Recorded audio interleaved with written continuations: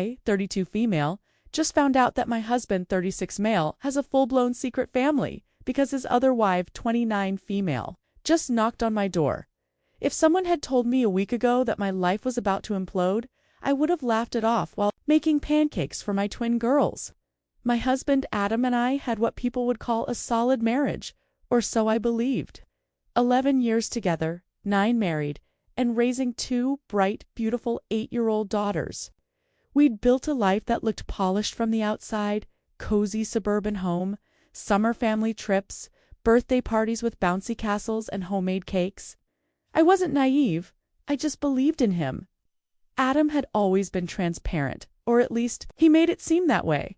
Before we get into the sweet part, let me know where you're watching from in the comments. And if you're new here, hit that subscribe button and turn on notifications, because tomorrow's video is quite interesting, and trust me, you won't want to miss what's coming next.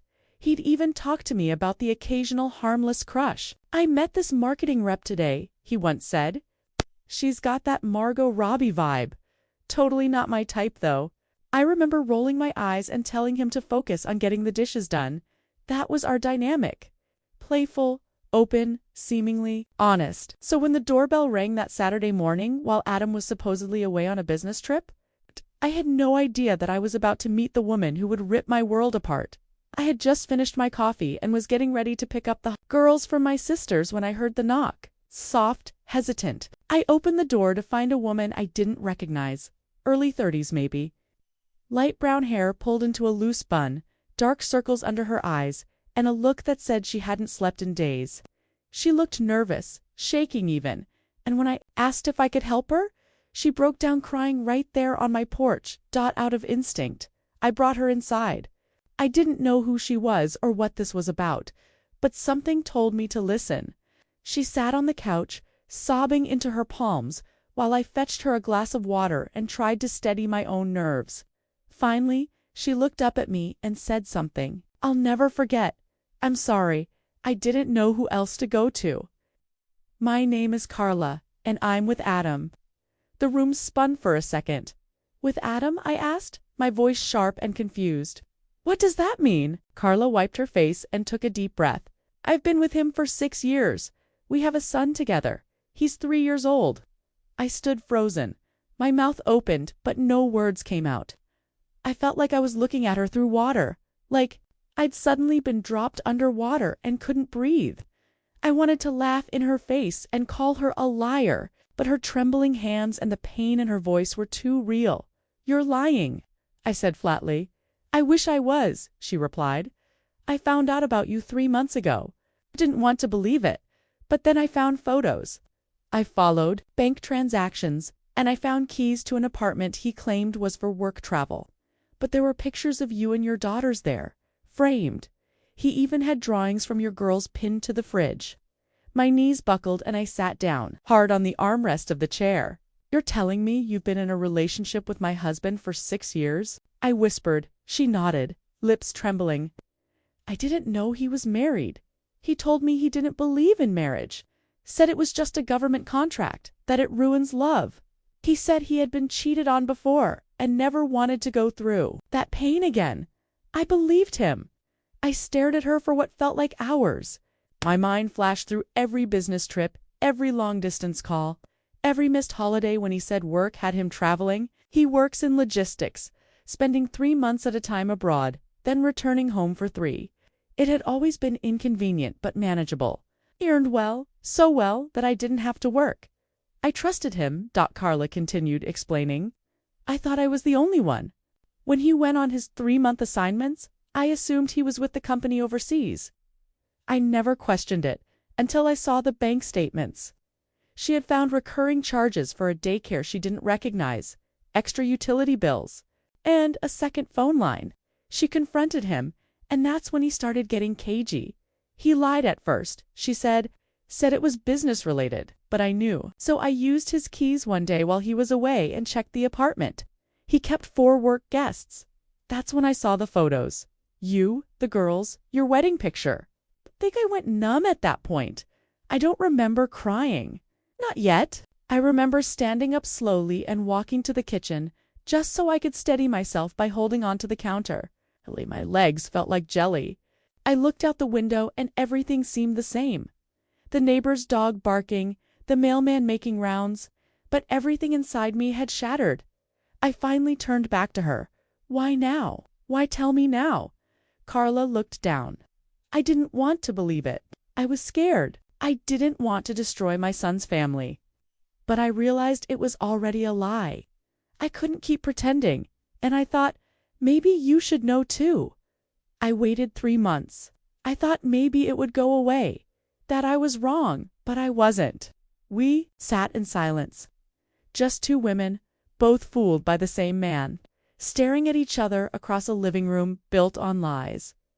After a long while, I asked her about her son. She told me his name was Eli, that he was sweet and loved dinosaurs, that Adam would read to him every night when he was home. I felt a sharp, irrational pang of jealousy. How many of those same books had Adam read to our daughters? Did he use the same voices, the same lullabies? I don't remember exactly when the anger came in, but it did, like a flood. I stood up and grabbed the picture of our family from the mantel. He made me think we were everything, I said. I gave up my career. I stayed home. I built a life around this man. Carla's eyes filled again. So did I. And that's when we both lost it. We cried, ugly, guttural sobs that came from the pit of our stomachs. There was no hatred between us, only betrayal. Adam had stolen time, love, and truth from both of us. Eventually, I offered her the guest room, but she declined and said the couch was fine. She curled up under the throw blanket I'd crocheted with the twins 2 winters ago. I sat in the kitchen, staring at the wall for hours, unable to move. I picked up my phone, stared at Adam's number, and almost called, but what would I say? What could he possibly say that wouldn't make it worse? I decided I wasn't going to let him spin this. I needed clarity, not more lies. So I sent him a simple message. We need to talk, urgently. I know everything. Then, I turned my phone off. I didn't sleep that night. Carla snored softly from the couch while I lay awake in my bed, numb and trembling. My daughters were still with my sister, thank God. I had to figure out how to tell them that their father had another family, another child, that their bedtime stories were shared with a half-brother they never knew existed.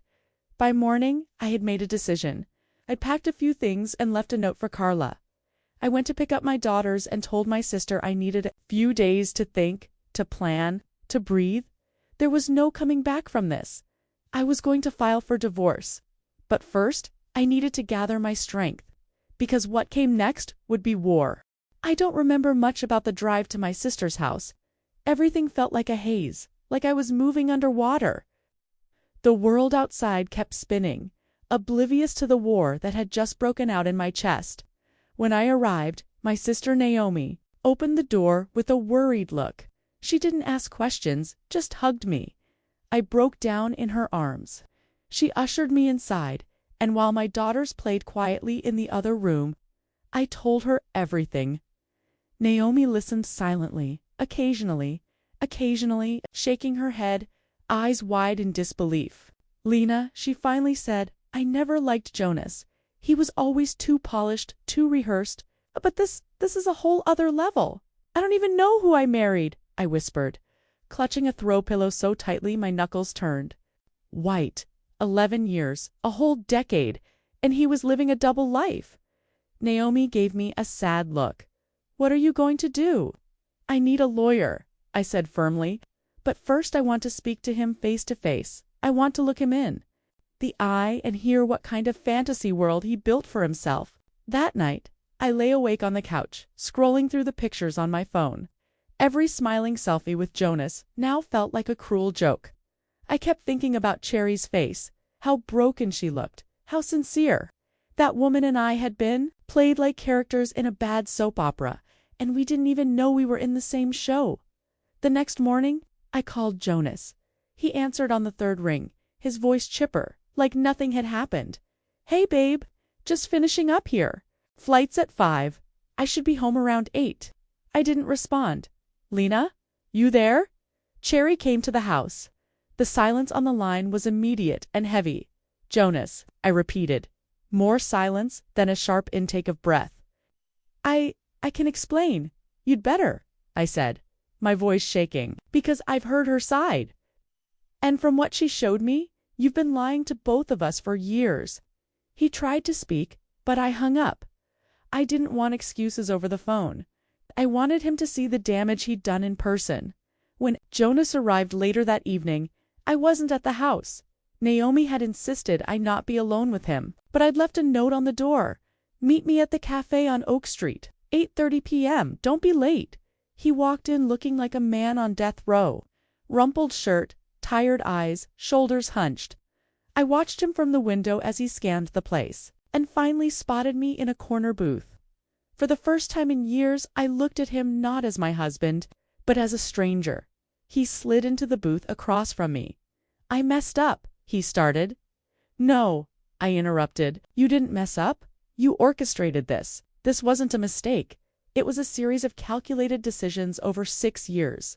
Hey, you don't trip and fall into a second family, Jonas. He lowered his gaze, his voice almost inaudible. I didn't mean for it to go that far. Cherry was someone I met at the gym. It started casual. I didn't think it would become that. And yet you had a child with her, I snapped. You played house with her. You lied to her and to me. You built 2 lives like this with some twisted real-life game of The Sims. I couldn't leave you, he whispered. I stared at him, stunned. So instead, you just decided to be husband to 2 women and father to 3 children in 2 different cities like some discount soap opera lead. He ran a hand through his hair. I thought I could manage it. Thought I could keep everything separate for how long? I asked. Until one of your kids bumped into their sibling at a mall and realized they looked exactly alike. You honestly thought you'd keep this hidden forever? He had no answer. The waitress approached, sensing the tension, and quietly refilled our coffee cups without a word. I gripped mine like a lifeline, letting the steam calm me down. I trusted you, Jonas. I built my whole life with you. We raised our daughters together. I gave up a career. I turned down job offers so I could keep our family stable. And all this time you had another family hidden in your back pocket like a dirty secret. I was afraid, he muttered, afraid to lose what we had, afraid you'd hate me if I told the truth. Well, congratulations, I said coldly, because now you've lost everything. That night I went home to pack a few things. The girls were still at Naomi's, and I didn't want them anywhere near the storm I was about to unleash. As I folded clothes into a duffel bag, I heard the front door creak open. Jonas, I know you're divorcing me, he said quietly from the hallway. But please, don't take the girls away from me. You should have thought of that before you divided your love between 2 families. I love them all, he said, almost pathetically. And that's the problem, I replied, zipping up the bag. You thought love was something you could stretch. That just because you felt something didn't mean you had to be loyal or honest or real. He sank onto the couch, head in his hands. What do I tell Cherry? I don't care, I said. You deal with your mess. I'm done cleaning up after you. Over the next few weeks, things moved fast. I filed for divorce. I hired an attorney, Lisa Kennerly, a tough but fair woman who didn't flinch when I explained the situation. She helped me take immediate steps to protect my assets and file for custody. I allowed supervised visits for Jonas, but I made it clear I wasn't playing nice.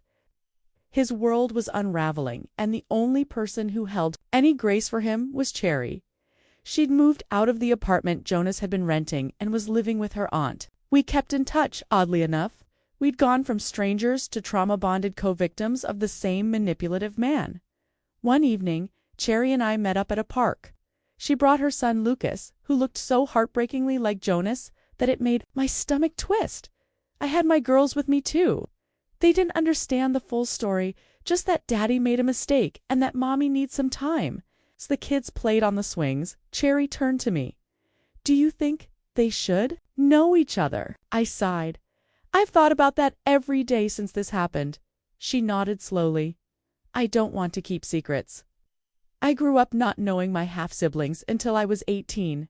I hated that. Me too, I admitted, but I'm not ready yet. I need to heal first. they need to heal too. And most importantly, they need to know the truth at the right time, not all at once, not in anger. Cherry didn't push. She just reached over and touched my hand. Whatever you decide, I'll follow your lead. In that moment, I realized something. Jonas may have destroyed the lives we thought we had, but in doing so, he accidentally built a strange, new kind of sisterhood between two women he tried to deceive. Weeks turned into months. The legal proceedings moved forward. Jonas tried to negotiate, tried to play the victim in some emails, even tried suggesting therapy for us as a couple. But I was done. I wasn't looking for closure anymore. Was building a new chapter. One where I wasn't just Lena, wife of Jonas, but Lena, mother, survivor, and woman who refused to be broken. Cherry eventually moved to another city to be closer to her parents. We still exchanged messages occasionally. I wished her the best, and she wished the same for me. As for Jonas, the last I heard, he was renting a small apartment near the city and had gone from high-profile consultant to remote freelancer. Karma has its own schedule, I guess. One rainy Sunday, as I watched my daughters paint at the kitchen table, I felt something I hadn't in months: peace. It wasn't the happy ending I once imagined when I walked down the aisle in that white dress, but it was an honest one, a free one. And, for the first time in a long time, that was more than enough. Thank you for watching. Don't forget to follow and subscribe for more of these stories. We have also handpicked 2 more stories that we believe you will enjoy watching. Enjoy.